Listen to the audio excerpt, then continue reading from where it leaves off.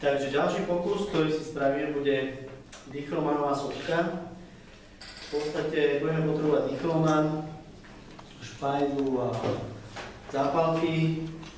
Urobíme si imitáciu sopky. Hollywoodskí filmári toto používali, keď natáčali prvého King Konga, lebo nemali zachytený výbuch sopky, tak použili zábery z reakcie s dichromanom amóniu. Čiže my si spravíme takúto sopku. V podstate uvidíte imitáciu sopečného výbuchu, kedy vytvorí sa taký lávový prúd ako keby, alebo aj pyroklasticky čiastočne. Alebo už sa rozbieva, takže to vyzerá výbuch sopky.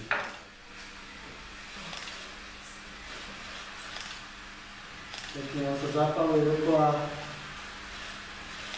Vidíte, tu stúpa ten pyroklastický prúd a vnútri to pripomína v podstate výbuch sopky.